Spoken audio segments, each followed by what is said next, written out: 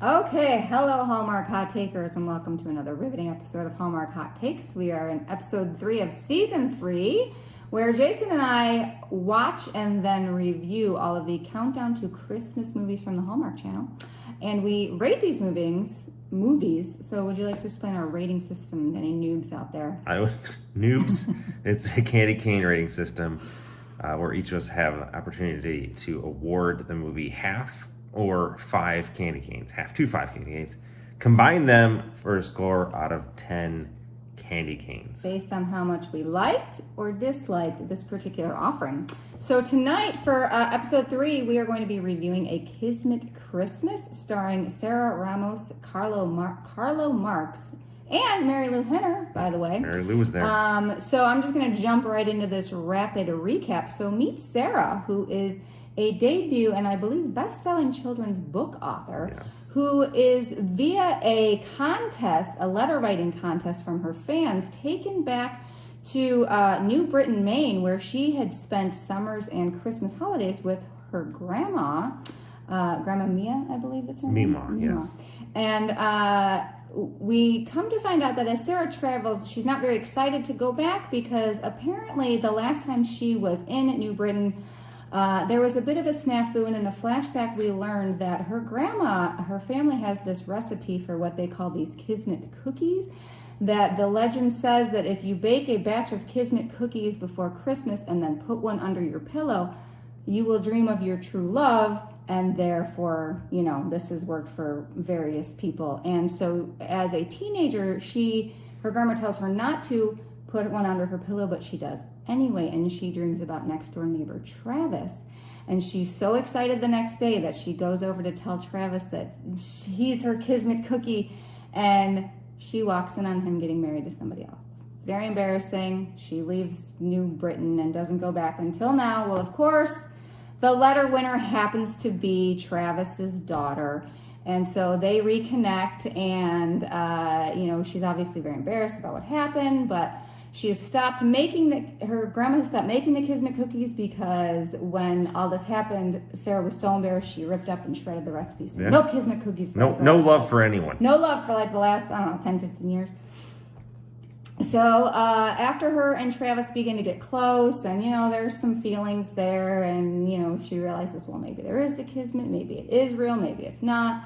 And there's other people in town who are struggling with their love lives and who could really use a little Kismet magic, but recipe's gone. Well, wouldn't you know, Sarah decides she's going to try and find it again. She does. She makes a batch, and she gives them out to the people who need them, and she saves one for meemaw, because she wants meemaw to dream about Grandpa again, and she does, and it was very sweet. Lo and behold, Travis's daughter had taken 2 of them and put one under Sarah's pillow and one under Travis's. Of course, they dreamed about each other. She finished her second book. Her agent was very happy. They kissed. She's going to stay by Meemaw's house and live in New Britain, and that is A Kismet Christmas. That was a wonderful recap. Thank you. I appreciate that. On to review time. Yay. All right, so let's rate this movie. Let's do it. We do this via likes and dislikes. So I'm going first. Like it up. I'm going to go with my dislikes first. Okay. All right, so when she comes back to her room after, she only spent summers and Christmases there. Yes. And then she comes back, would you say it's probably 10, 15 years later? At least 15 years later, because the daughter's 10. Yeah. Right? Yes, you've got it. 12, 15 years later. 12. It's still exactly the same. Like the twinkle lights are still working. I found that unbelievable. Travis, he is a Santa in one of the first scenes, and he walked around with his suit on for a really long time after the event was over, and I felt he really should have. It was kind of bizarre. It was bizarre.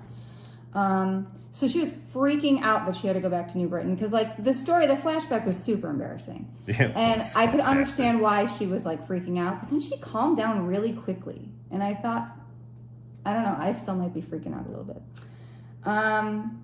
You didn't really know what happened with Travis's wife.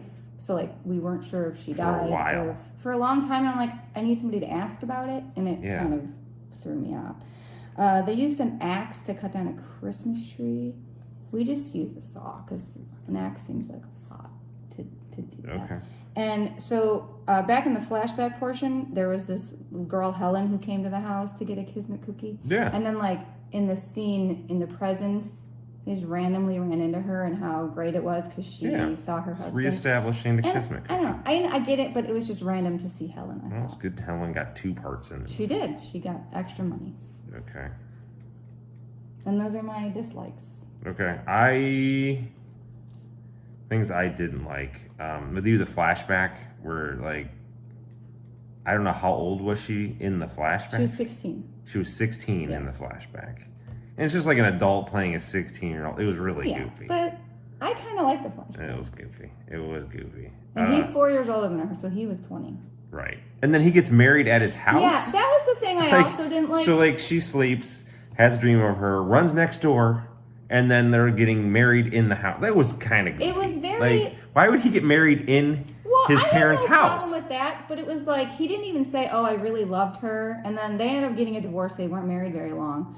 But it was just a weird... No. I wanted it to be like, well, why did he get married? Did he always kind of secretly like her? And then she was too young? I don't know. I didn't like that. Yeah, and the whole, like, didn't ask about the wife or mom, like, halfway through the movie. So, like, there's a lot of, like, they were getting pretty chummy, and I'm like, this is weird. Like, is the mom because dead? As far as we know, like, she didn't know that they were divorced. Right. Because they didn't say that. Right. Unless we missed something. But I took copious notes. I did not like how he kept bothering her.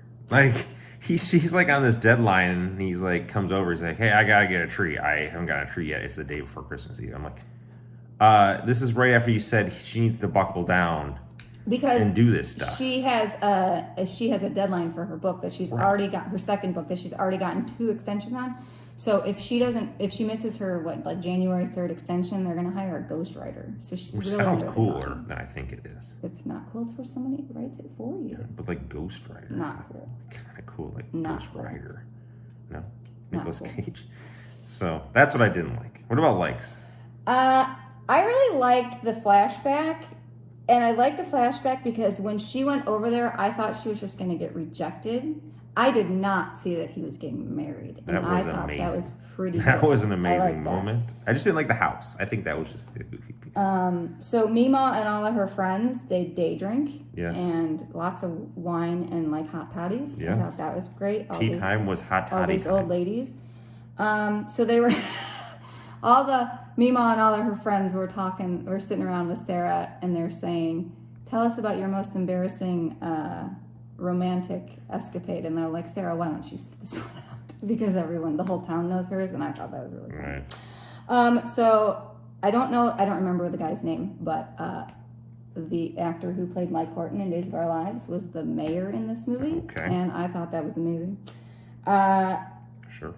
Jazzy is the daughter's name, and Travis once says of Jazzy, she doesn't always have to get what she wants. And I thought, you know what? You're right. She doesn't. Then she did, though. But then she did. I like that there were no bad guys in their divorce. There's nothing. No. I like the Die Hard and the Scrooged references. Those were amazing. Yep. Fantastic. I think Sarah was cute as a button. She was cute as a button. I loved Benny, her agent. Loved him. He was great.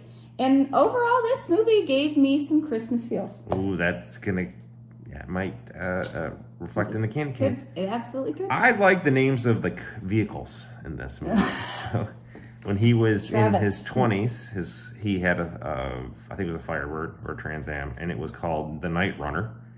And then when he is older, he has a minivan, and it's called the Moonboat. The Moonboat. So he names... Because it's the color of the moon, and it's as big as a boat. Big as a boat. I like the fact that there were no... Mom did not die. Mom did not die. Yeah, Mom, she was who off. did not die. Who did not die. Like She's off in her band. Right, that was cool. Yeah. I have loved the agent. That guy was... Benny was fantastic. He was a great agent. And he comes to the town. So she sends in her manuscript, and she's like, you got to read it. And he comes to the town, and he's like, well, I wasn't going to see my family, but I detoured here to come see you to just tell you that your story is fantastic. Yeah, love Everybody needs an agent like that. Okay, I love magic.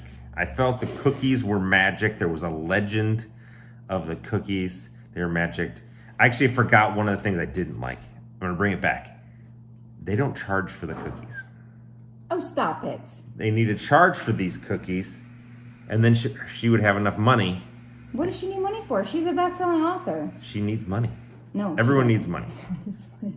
So that was I liked how the daughter was a little bit annoying at first, but she grew on me. And I liked her little give books to kids thing. Yeah, her little charity thing. I thought that was kind of So what about candy cane ratings? Well, I gotta say, I actually really liked this movie. Yeah. It was cute. Yes. And it was exactly what Hallmark is supposed to do. Right.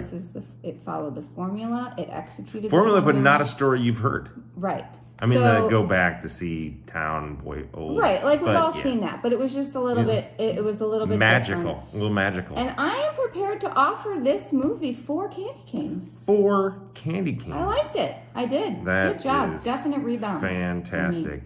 This is a bizarro year. I'm gonna give it 4.5 candy canes. Shut up! You are rough this season. I'm not rough. So that brings it up to 8.5. How do you say I'm rough? I mean, you're harder on these movies this year. I've been known to give a pity candy cane in my day, and I don't want to do that. I need to. Not this year. Well, this was a good movie. That's the Scrooge this year. All right. What about? I gave it a 4. This is not a Scrooge. Again, you're lower than me though. That's fine. It was a cute movie. Watch it. A Kismet Christmas. We liked it. Great rebound. We're gonna do a preview. Movie. Yeah. All right. Preview. All right, let's do preview time. So next on the docket is A Cozy Christmas Inn. I love the inns. Starring Jodie Sweetin and David O'Donnell. So that, just in case any of you don't know who Jodie Sweetin is, Jay, what would we know her from? Stephanie Tanner. Yes. 30 years ago, Stephanie Tanner. What was her catchphrase? How rude, wasn't that? How rude was her catchphrase? Anyhow, real estate executive Erica travels to Alaska during the holidays to acquire a B&B. There we go. Only to discover it's owned by her ex. Okay. And soon she's falling in love with the town and quite possibly him. This is so classic real estate agent. This is classic. Again, Executive. we'll see how this goes. I don't know. All right. All right. Tune in next time. Peace.